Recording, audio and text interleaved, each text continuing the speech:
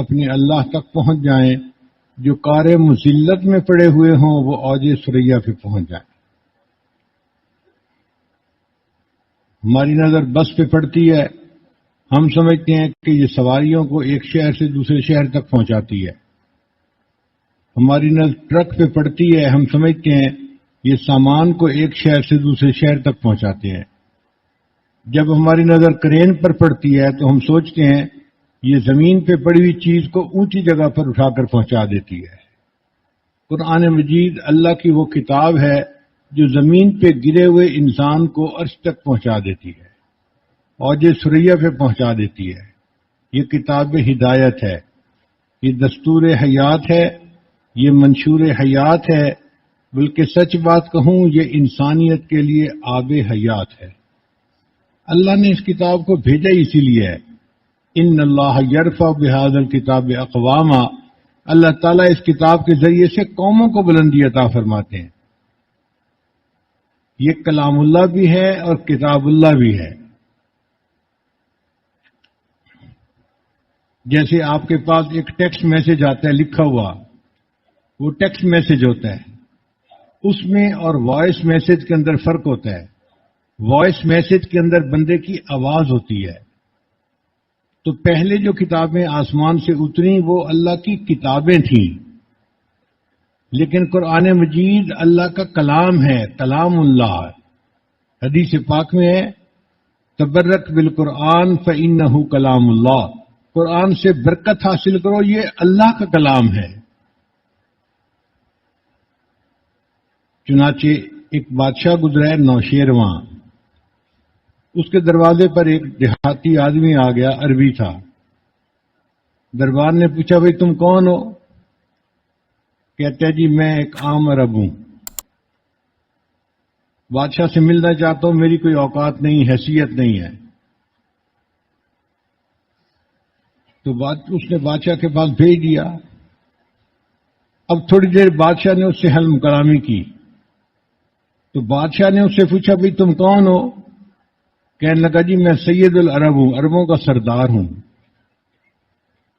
تو بادشاہ بڑا حیران ہوا کہ دربان نے تو مجھے رپورٹ دی تھی کہ یہ ایک عام عرب ہے اور یہ کہتا ہے کہ میں عربوں کا سردار ہوں۔ تو بادشاہ نے اس سے وضاحت طلب کی، بھئی پہلے تیرا بیان یہ تھا اور اب تیرا بیان یہ ہے۔ اس نے کہا بادشاہ سلامت بالکل ٹھیک، جب میں آیا تھا تو ایک عام عرب تھا، پھر مجھے آپ کے ساتھ ہم کلامی کا شرف مل گیا، اب میں عام عرب نہیں رہا، اب میں عربوں کا سردار بن گیا ہوں۔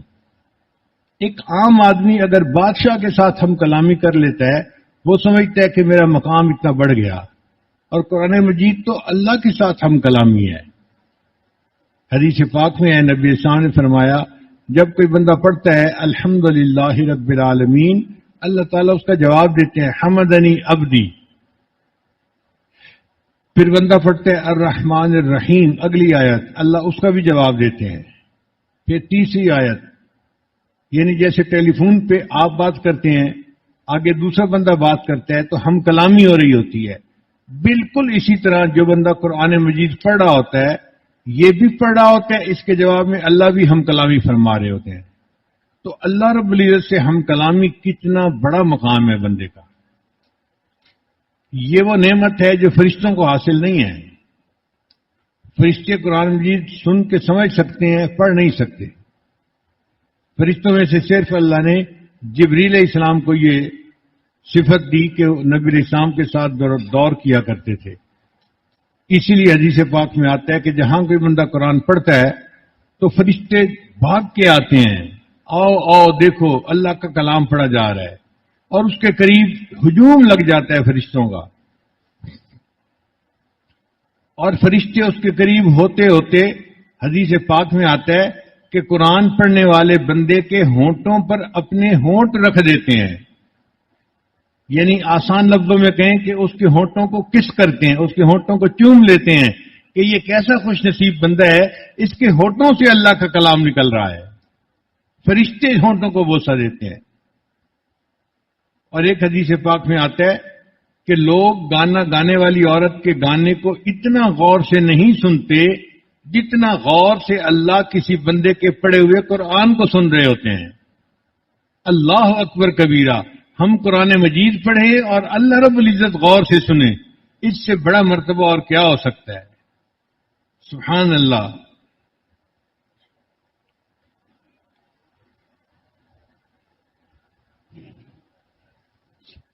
مدینہ طیبہ میں ایک قاری تھے امام عاصم رحمت اللہ علیہ، ان کے منہ سے بہت خوشبو آتی تھی، لوگ سمجھتے تھے منہ میں الائچی رکھتے ہیں یا کوئی اور چیز جس کی وجہ سے خوشبو آتی ہے۔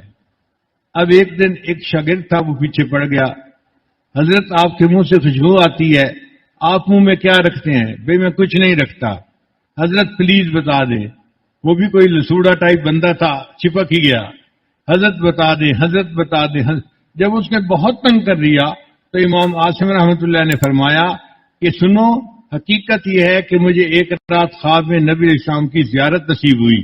اللہ کے محبوب صلی اللہ علیہ وسلم نے فرمایا، عاصم تم میری مسجد میں اللہ کا قرآن پڑھاتے ہو، لاؤ میں تمہارے لبوں کو بوسہ دوں۔ جس رات سے نبی علیہ السلام نے میرے لبوں کو بوسہ دیا، اس وقت سے میرے منہ سے خوشبو آتی ہے، میں منہ میں کچھ نہیں ڈالتا، قدرتاً خوشبو آتی ہے۔ تو اللہ کے محبوب صلی اللہ علیہ وسلم ان لبوں کو بوسہ دیتے ہیں جو قرآن پڑھتے پڑھاتے ہیں۔ قرآن مجید کے کچھ ہمارے اوپر حقوق ہیں، ان میں پہلا حق ہے قرآن مجید کے اوپر ایمان لانا کہ یہ اللہ کا کلام ہے، اللہ کی کتاب ہے اور اللہ کی آخری کتاب ہے، اور یہ 30 پاروں پہ مشتمل کتاب ہے۔ اس کتاب کے اندر نہ کوئی رد و بدل ہو سکتی ہے، نہ کوئی تحریف ہو سکتی ہے، کسی نے اس کے اندر کوئی تبدیلی نہیں کی۔ جو قرآن ہمارے مجید ہے پاس ہے، یہ وہی قرآن مجید ہے جو نبی علیہ الصلوۃ والسلام کے پاس تھا، بغیر کسی تبدیلی کے یہ آج تک دنیا میں محفوظ موجود ہے، اس لیے کہ اس کی حفاظت کا ذمہ اللہ نے لیا ہے۔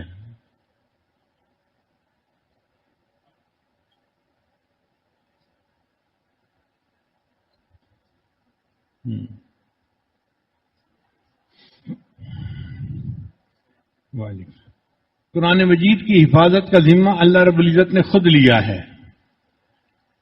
انا نحن نزلنا الذکر وانا لہ لحافظون، اس کتاب کو ہم نے ہی نازل کیا اور اس کی حفاظت کے ہم ہی ذمہ دار ہیں۔ جب اللہ اس کی حفاظت کا ذمہ لے رہے ہیں تو اب بتائیے اس میں کوئی تحریف ہو سکتی ہے؟ ممکن ہی نہیں۔ لہذا یہ قرآن مجید محفوظ کتاب ہے جو نبی علیہ السلام کے زمانے سے لے کر آج تک دنیا میں محفوظ چلی آ رہی ہے۔ قرآن مجید کا دوسرا حق ہے اس کی تلاوت کرنا۔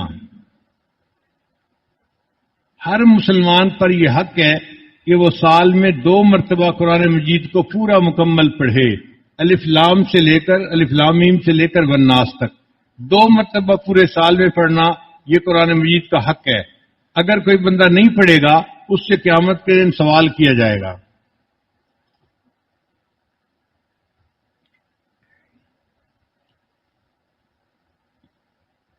جبریل علیہ السلام نے نبی علیہ السلام کے ساتھ 2 مرتبہ قرآن مجید کا دور کیا تھا، آخری مرتبہ۔ تو ہر بندے کو سال میں 2 مرتبہ قرآن مجید مکمل پڑھنا چاہیے۔ 2 مرتبہ رمضان شریف میں پڑھ لے تو بھی کام ہو گیا، 1 مرتبہ رمضان میں پڑھ لے، 1 بقیہ سال میں پڑھ لے تو بھی ہو گیا۔ پورے سال میں کم از کم 2 مرتبہ قرآن پاک پڑھنا چاہیے، اور اگر زیادہ پڑھے تو زیادہ کی کوئی حد نہیں، جتنا پڑھے گا اتنا اجر اور ثواب ملے گا۔ بعض بزرگوں نے بہت کثرت کے ساتھ قرآن مجید پڑھا ہے۔ امام شافعی رحمت اللہ علیہ اپنے بارے میں خود بتاتے ہیں کہ میں ایک مرتبہ مکہ مکرمہ سے مدینہ طیبہ گیا اور مجھے راستے میں 16 دن لگے اور میں نے 16 دنوں میں 16 مرتبہ قرآن مجید پڑھ لیا۔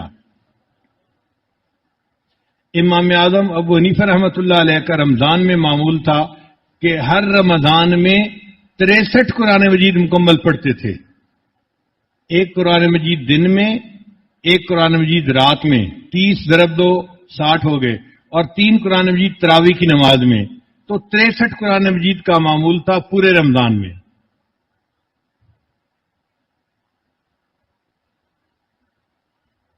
الحمدللہ ہمارے اس مجمع میں کئی ایسے بھی علماء طلباء ہیں جو اپنے حالات کا خط مجھے لکھتے ہیں. انہوں نے مجھے اس مرتبہ بھی لکھا ہمارا جی روزانہ ایک قرآن مجید پڑھنے کا معمول ہے. وہ زندہ موجود ہیں اس وقت. ایک قرآن مجید روز اس رمضان میں پڑھتے رہے. الحمدللہ ثم الحمدللہ. اور 10 پارے 15 پارے روز پڑھنا یہ تو بہت لوگوں نے اپنے حالات میں لکھا کہ ہمارا روز کا معمول 15 پارے کا ہے، 20 پارے کا ہے، 10 پارے کا ہے. یہ خوش نصیبی ہے انسان جتنا قرآن مجید پڑھے. اور ایک بات ذہن میں رکھیے کہ جتنا دل صاف ہوگا اتنا قرآن مجید زیادہ پڑھنے کو دل کرے گا. جیسے اچھا کھانا ہوتا ہے نا تو جو کھانے کے شوقین ہوتے ہیں ان کا جی نہیں بھرتا، اسی طرح قرآن مجید ایسی کتاب ہے اس کے پڑھنے سے پڑھنے والے کا دل نہیں بھرتا اور دل چاہتا ہے پڑھوں اور پڑھوں.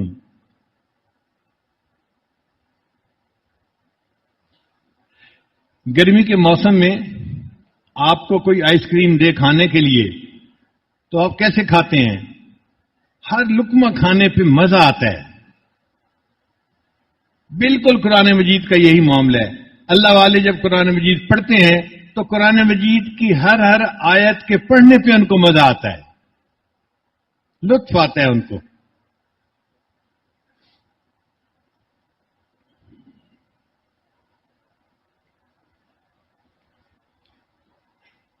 ایک صحابی کے بارے میں واقعہ ہے کہ نبی علیہ الصلوۃ والسلام نے ان کے ذمہ لگایا کہ تم رات کو پہرا دینا، ایسا نہ ہو کہ دشمن آئے اور رات کو حملہ کر دے. وہ ایک چٹان کے اوپر کھڑے ہو گئے اور انہوں نے قرآن مجید پڑھنا شروع کر دیا. ادھر سے دشمن بھی آ گیا. دشمن نے ایک تیر مارا، وہ ان کو لگا، خون نکلا اور وہ قرآن پڑھتے رہے. پھر دوسرا تیر مارا، پھر تیسرا تیر مارا، حتیٰ کہ انہیں یہ محسوس ہوا کہ میرے جسم سے اتنا خون نکل جائے گا کہ میں بے ہوش ہو کے گر جاؤں گا اور لوگوں کو میں جگا نہیں سکوں گا، بتا نہیں سکوں گا، تو میرے فرض منصب میں کوتاہی ہو جائے گی. تو انہوں نے فوراً نماز کا سلام پھیرا اور لوگوں کو جگایا کہ بھئی دشمن قریب ہے، اور کہنے لگے اللہ کی قسم اگر مجھے اپنے فرض منصب میں کوتاہی کا ڈر نہ ہوتا میں تیروں پہ تیر کھاتا رہتا، سورہ کہف کو مکمل پڑھے بغیر نماز ختم نہ کرتا. اتنا ان کو مزہ آتا ہوگا کہ تیروں پہ تیر لگتے رہیں پرواہ نہیں، لیکن میں سورہ کہف کو مکمل پڑھنے کے بعد سلام پھیروں گا، اس سے پہلے نہیں پھیرنا.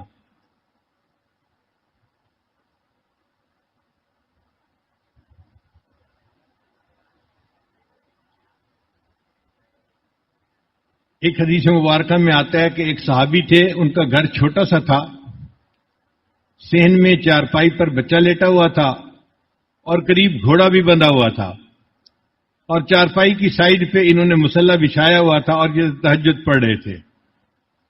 اب جب تہجد میں قرآن پڑھتے تو دل چاہتا کہ ذرا اونچا پڑھوں، تھوڑا جہر سے پڑھوں، لیکن جب یہ جہر سے پڑھتے تو گھوڑا بدکنے لگتا، ڈر ہوتا کہ یہ گھوڑا بچے کو لات مارے گا.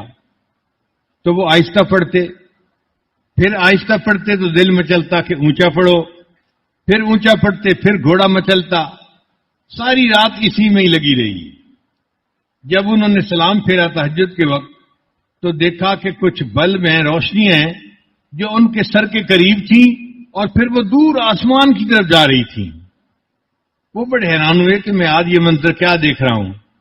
صبح نبی علیہ السلام کی خدمت میں حاضر ہوئے، اے اللہ کے حبیب صلی اللہ علیہ وسلم آج رات میرے ساتھ یہ معاملہ ہوا کہ میں نے کچھ روشنیوں کو دیکھا جو مجھ سے دور آسمان کی طرف جا رہی تھیں. نبی علیہ السلام نے فرمایا یہ اللہ کے فرشتے تھے جو تمہارا قرآن سننے کے لیے آسمان سے اتر آئے تھے. اگر تم قرآن اونچا پڑھتے رہتے آج مدینے کے لوگ اپنی آنکھوں سے فرشتوں کو دیکھ لیتے. انسان قرآن پڑھتا ہے، اللہ کے فرشتے آسمان سے اترتے ہیں قرآن سننے کے لیے. تو یہ ہماری خوش نصیبی ہے، ہم قرآن مجید کی زیادہ سے زیادہ تلاوت کریں. قرآن مجید کا تیسرا حق ہے قرآن مجید کو یاد کرنا. یہ فرض کفایہ ہے. اگر کسی آبادی میں 1-2 حافظ ہوں گے تو فرض پورا ہو جائے گا سب کی طرف سے. ویسے دستور یہ ہے کہ ہر بچے کو آخری 3 پارے ضرور قرآن مجید یاد کروانا چاہیے. 28, 29 اور 30 یہ 3 پارے آسان ہیں، ہر بچہ یاد کر لیتا ہے. ہمارا یہ تجربہ ہے کہ جس کو بھی کہیں لڑکا ہو یا لڑکی سب آخری 3 پارے آسانی سے یاد کر لیتے ہیں. اور چونکہ صورتیں چھوٹی چھوٹی ہیں، کبھی انہوں نے رمضان میں تہجد پڑھنی ہے، کبھی لیلۃ القدر میں جاگنا ہے، تو وہ لمبی تہجد بھی پڑھ سکتے ہیں. اور 3 پارے کے حافظ ہونے کی برکت سے ان بچوں میں نیکی بھی آ جاتی ہے. تو ہر بچے کو آخری 3 پارے کا تو حافظ بنانا ہی چاہیے، پکی بات. جب وہ 3 پارے کا حافظ بن جائے پھر ٹیچر پیرنٹ میٹنگ کال کرنی چاہیے، ماں باپ بھی ہوں، استاد بھی ہوں اور وہ لڑکا بھی ہو. اب سب میٹنگ کریں، لڑکے سے پوچھیں بھئی آپ نے 3 پارے یاد کر لیے، کیا آپ بقیہ قرآن پاک بھی یاد کر لیں گے؟ اور لڑکا سینے پہ ہاتھ لا کے کہے ہاں میں ضرور حافظ بنوں گا. اس کے اندر ایک جذبہ ہو، ایک شوق ہو. اور ماں باپ کہے جی کہ ہاں ہم بھی تیار ہیں. اور ٹیچر کہے جی لڑکا بڑا عقل مند ہے، اس نے اچھے یاد کر لیے ہیں 3 پارے، یہ باقی بھی یاد کر لے گا. جب تینوں متفق ہو جائیں اس بچے کو تیسرے آگے پورا قرآن یاد کرنے کے لیے آپ بٹھا دیں. وہ بچہ 2 سال کے اندر پورے قرآن پاک کا حافظ بن جائے گا. اور اگر بچے کا اپنا موڈ حافظ بننے کا نہیں، اس کو مت قرآن پاک کا حافظ بننے کے لیے بٹھائیں. لوگ اپنے شوق میں بچے کو حافظ بناتے بناتے اس کو بددین بنا دیتے ہیں. اوپر سے وہ بچہ حافظ بن رہا ہوتا ہے، اندر سے بددین بن رہا ہوتا ہے، چونکہ اس کے دل میں شوق نہیں ہوتا. تو یہ کوئی زبردستی کی بات نہیں ہے. خوشی دیا ونگا، یہ خوشی کی بات ہے. جو شوق سے بچہ بننا چاہتا ہے وہ بنے، جو نہیں بن سکتا کوئی بات نہیں، کیونکہ فرض کفایہ ہے، کچھ بچوں کا بننا ضروری ہے. ہمارا یہ تجربہ ہے، ایک عام ایوریج آئی کیو لیول کا بچہ 2 سال کے اندر آرام سے قرآن مجید یاد کر لیتا ہے. اور اگر زیادہ ذہین ہو تو 1.5 سال میں بھی یاد کر لیتا ہے، 1 سال میں بھی یاد کر لیتا ہے. ہمارے پاس مدرسے میں ایک لڑکی آئی، وہ ڈبل ایم اے تھی، ایم اے جغرافی، ایم اے کیلیگرافی، اور کہنے لگی کہ میں حافظہ بننا ہے. تو مجھے گھر والوں نے پوچھا کہ جی چھوٹی بچیاں حافظ بنتی ہیں اور یہ تو 26 سال کی 25 سال کی جوان بڑی لڑکی ہے، یہ کیسے بیٹھے گی ان چھوٹی چھوٹی بچیوں کے ساتھ؟ میں نے کہا آپ اس کو ترغیب دیں کہ وہ عالمہ بنے اور بخاری شریف والا کورس پڑھ لے. اس میں بڑی عمر کی بچیاں ہوتی ہیں، ان کے ساتھ یہ آسانی سے ایڈجسٹ ہو جائے گی. اس بچی نے جواب دیا جی مجھے شوق ہے حافظہ بننے کا، میں پہلے حافظہ بنوں گی بعد میں عالمہ بھی بنوں گی. ہم نے اس کو بٹھا دیا. اللہ کی شان دیکھیں جی کہ وہ بچی قرآن مجید یاد کرتی رہی 8 مہینے میں اس نے پورے قرآن مجید کو یاد کر لیا. تو 8 مہینے میں قرآن مجید کو یاد کرنے کی بھی مثالیں موجود ہیں، اور اس سے کم وقت میں بھی لوگوں نے یاد کیا. چنانچہ ہمارے ایک ساتھی ہیں لاہور کے، جامعہ اشرفیہ سے انہوں نے دور حدیث کیا. رمضان سے پہلے کا وقت تھا، وہ روزانہ لاہور سے آتے تھے اور مجھے آ کے کہتے تھے کہ حضرت مجھے سر پہ تیل لگانے کا بہت تجربہ ہے، آپ مجھے 20 منٹ دے دیا کریں، میں آپ کے سر پہ تیل لگا کے چلا جاؤں گا. اب مطالعہ کرنے والا بندہ تھکا ہوا تو ہوتا ہی ہے، تو میں اس کو 1-2 دفعہ بلایا تو میں نے محسوس کیا کہ واقعی اس کو بڑا تجربہ ہے. اس نے مجھے کہا جی کہ یہ 8-10 دن ہیں، آپ مجھے 8-10 دن اجازت دے دیں، میں جب بھی آؤں میں 20 منٹ تیل لگا کے واپس چلا جاؤں گا. میں نے کہا ٹھیک ہے. میرے ذہن میں تھا یہ بچہ مسجد میں نفلی اعتکاف کی نیت سے ٹھہرا ہوا ہے، جب میں اسے بلا لیتا ہوں یہ آ جاتا ہے اور سر پہ تیل لگا دیتا ہے. مجھے ساتھی نے کہا کہ حضرت نہیں، یہ روزانہ لاہور جاتا ہے اور پھر اگلے دن پھر لاہور سے واپس آ کے 20 منٹ تیل لگا کے پھر واپس چلا جاتا ہے. میں نے اس سے پوچھا کہ مفتی صاحب کیا ایسا ہی ہے؟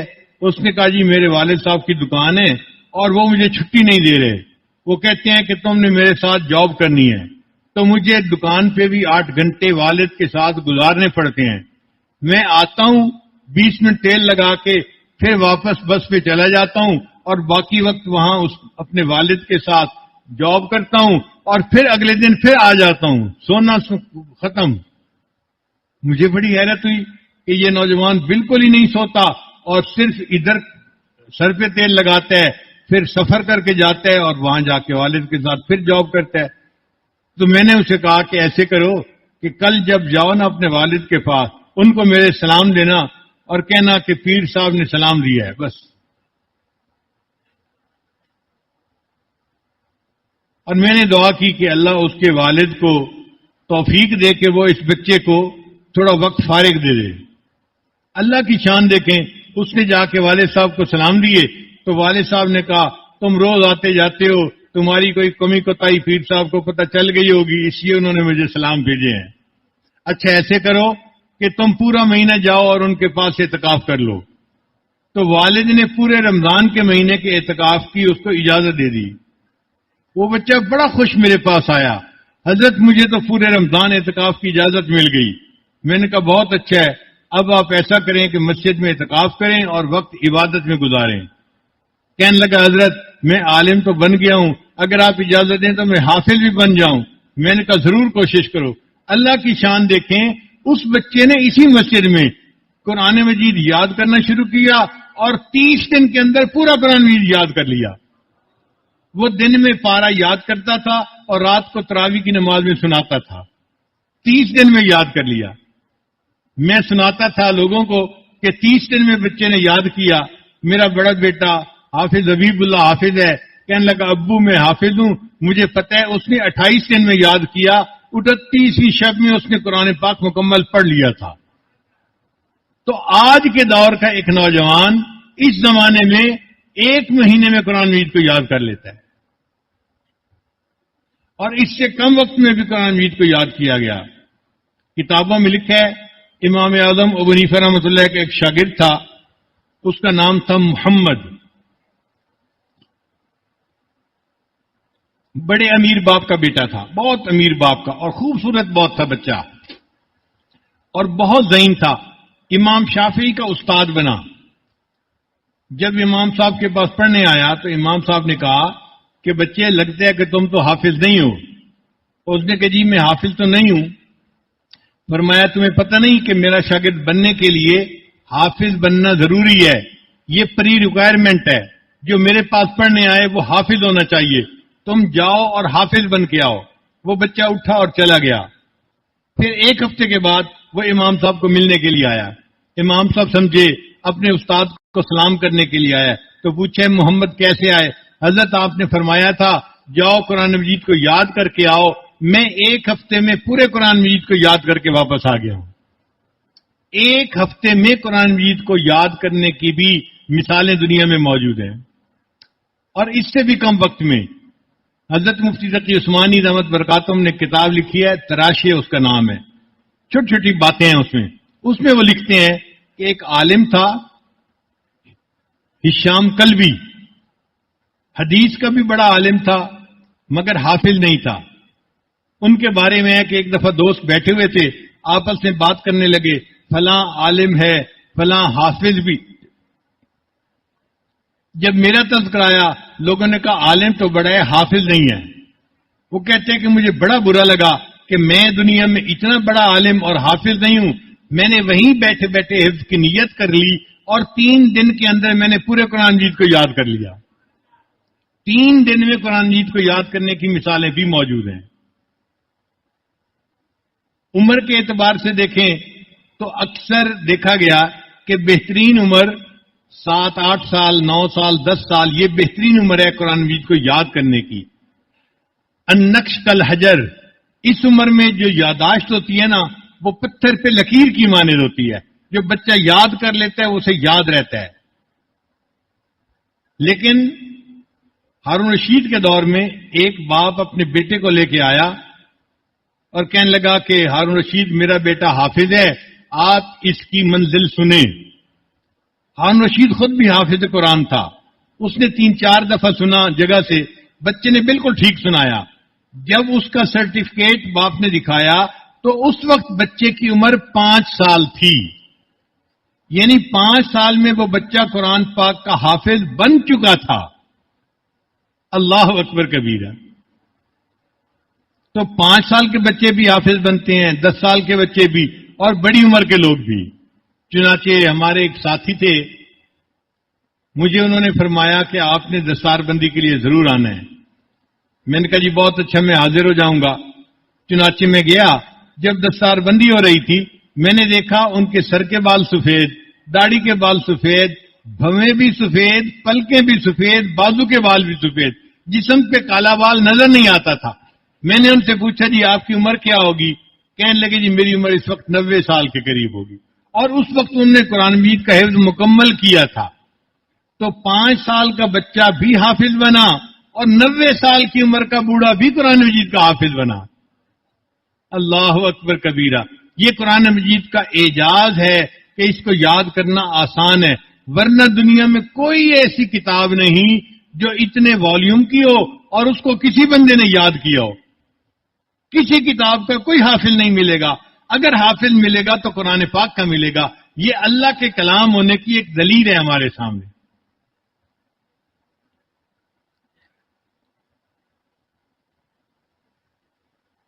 ہر دور اور ہر زمانے میں کوئی ایک دن ایسا نہیں گزرا کہ پوری دنیا میں قرآن مجید کا کوئی حافظ موجود نہ ہو۔ کوئی ایک دن بھی ایسا نہیں گزرا۔ ہر دور اور ہر زمانے میں لاکھوں مرد اور لاکھوں عورتیں ایسی رہی ہیں امت میں جنہوں نے قرآن مجید کو یاد کیا اور قرآن مجید کو پڑھا۔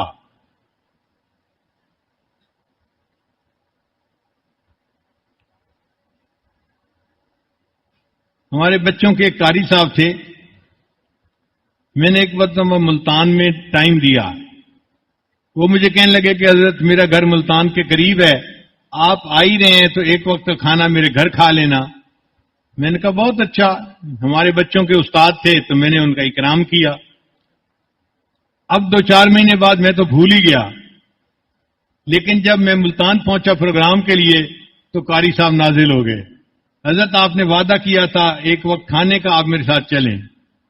ہم چل پڑے۔ وہ میں ملتان سے لے کے ایک دیہات میں لے گئے۔ دیہات میں کوئی 200-300 گھر ہوں گے، اور اپنے گھر کی بیٹھک میں جا کے مجھے بٹھا دیا۔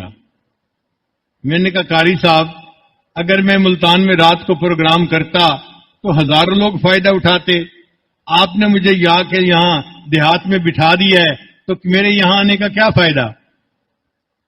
ساتھی بیٹھا تھا، وہ کہنے لگا حضرت جی ہاں یہ توپ سے چڑیا مارنا چاہتے تھے۔ تو قاری صاحب کہنے لگے حضرت اپنی جگہ بات ہے، مگر میں آپ کو ایک مقصد کے لیے یہاں لایا ہوں۔ میں نے پوچھا کیا مقصد؟ کہنے لگے یہ ایسا گاؤں ہے کہ جس میں پچھلے 200 سال سے ایک دن بھی ایسا نہیں گزرا کسی گھر میں کوئی بچہ حافظ قرآن نہ ہو، ہر گھر میں حافظ قرآن ہے، اس لیے اس بستی کا نام ہے حافظ والا۔ بستی کا نام بھی حافظ والا پڑ گیا۔ آپ غور کیجئے اس وقت میں ہمارے ملک میں یہ گاؤں آج بھی موجود ہے جس گاؤں کے ہر گھر میں کوئی نہ کوئی بندہ قرآن مجید کا حافظ موجود ہے، اور یہ 200 سال کا ریکارڈ ہے وہاں کا۔ تو الحمدللہ قرآن مجید کی محبت اللہ نے دلوں میں ایسی ڈالی ہے کہ لوگ قرآن مجید کے حافظ بنتے ہیں، اور ہمارے ملک میں الحمدللہ حافظ بننے کا یہ رجحان بہت زیادہ ہے۔ ایک مسجد میں تراویح پڑھانی ہوتی ہے اور الحمدللہ اس مسجد میں 15-15 20 حافظ موجود ہوتے ہیں۔ یہ اللہ کا فضل ہے اور اللہ کا کرم ہے۔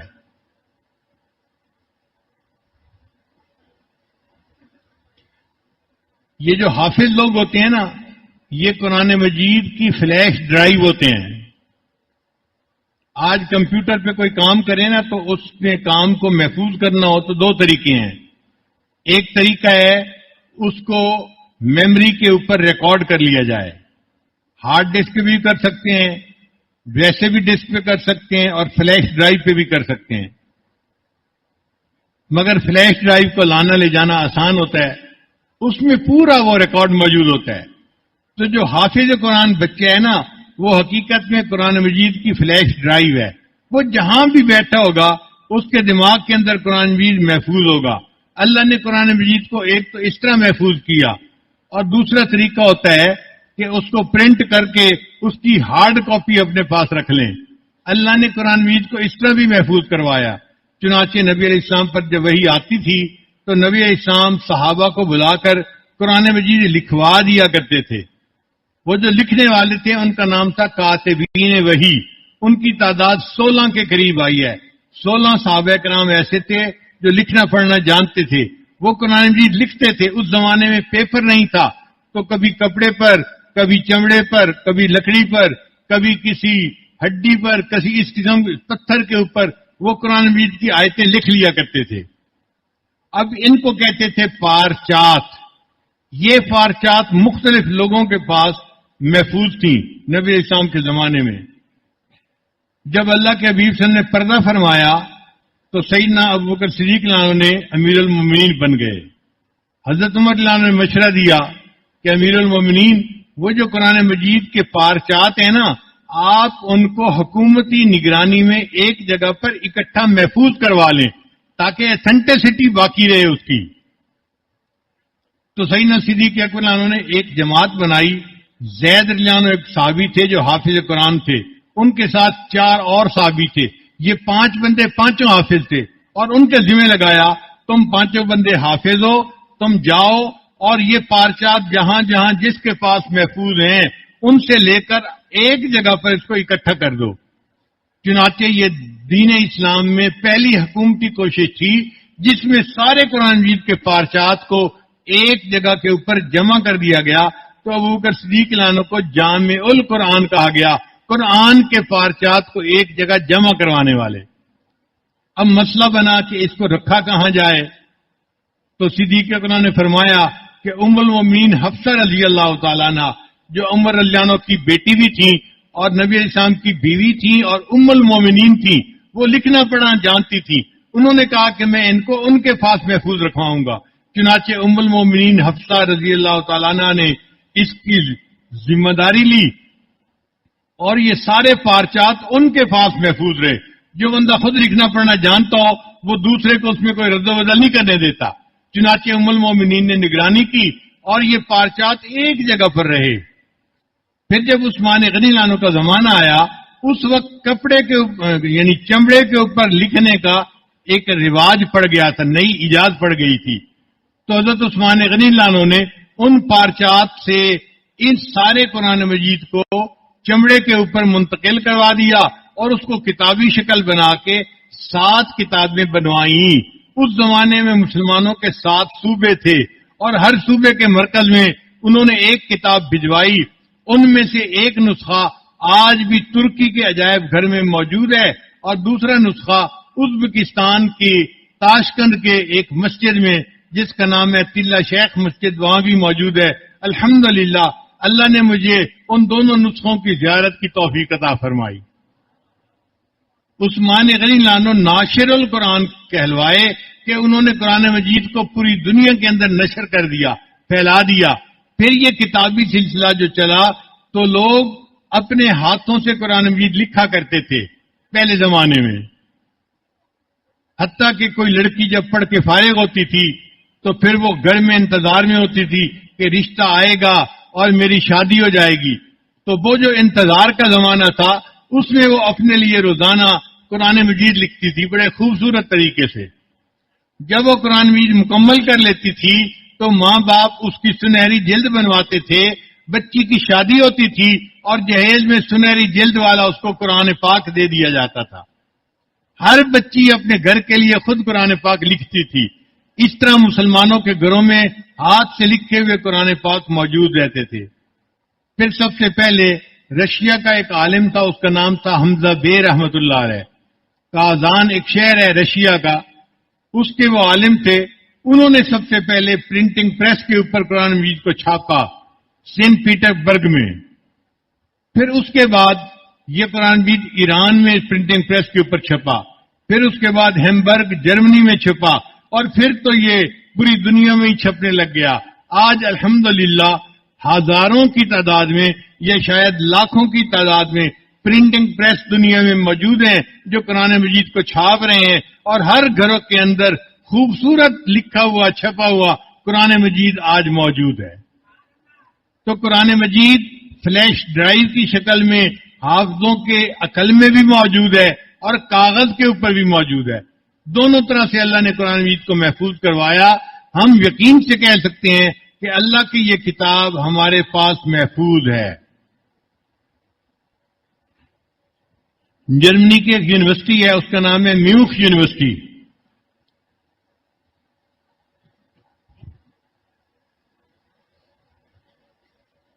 اس میوخ یونیورسٹی میں ان کا ایک ڈپارٹمنٹ ہے، جیسے ہمارے یہاں اسلامک اسٹڈیز کا ڈپارٹمنٹ ہوتا ہے نا، تو ان کا ایک ڈپارٹمنٹ تھا یونیورسٹی کا۔ اس نے کئی ملین ڈالر کا ایک منصوبہ بنایا کہ مسلمان کہتے ہیں کہ قرآن پاک محفوظ ہے، ہم تجربہ تو کریں محفوظ بھی ہے یا نہیں ہے۔ تو انہوں نے کئی ملین ڈالر اس کے لیے مخصوص کیے اور اس کے لیے 100-200 بندے انہوں نے اپوائنٹ کیے۔ انہوں نے سوچا کہ ہم کیسے ویریفائی کریں۔ ان کا دیکھو یہ قرآن مجید ایک جگہ نہیں چھپتا، ہزاروں جگہ چھپتا ہے۔ ہم ایسے کرتے ہیں مختلف ملکوں کے مختلف شہروں میں، دیہاتوں میں، جہاں جہاں قرآن مجید چھپتا ہے اس کو ہم ایک جگہ پر اکٹھا کرتے ہیں۔ تو انہوں نے 40,000 قرآن مجید کے نسخے خرید کر ایک جگہ پر اکٹھے کیے۔ ان کا خیال یہ تھا یہ 40,000 جگہوں پر چھپے ہوئے مختلف قرآن ہیں، کہیں نہ کہیں تو زیر زبر کا فرق نکل آئے گا، کوئی نقطے کا فرق نکل آئے گا۔ لیکن جب انہوں نے 40,000 قرآن مجید کو ایک ایک حرف دیکھ کر آزمایا اور پڑھا تو انہوں نے اس بات کو ویریفائی کیا کہ 40,000 نسخوں میں ایک نقطے کا بھی کہیں فرق نہیں تھا۔ اللہ فرماتے ہیں ہم نے قرآن مجید کو نازل کیا اور اس کتاب کی حفاظت کے ہم ہی ذمہ دار ہیں۔ دیکھا اللہ نے اپنی کتاب کی ذمہ داری کیسے نبھائی، آج بھی قرآن مجید محفوظ ہے۔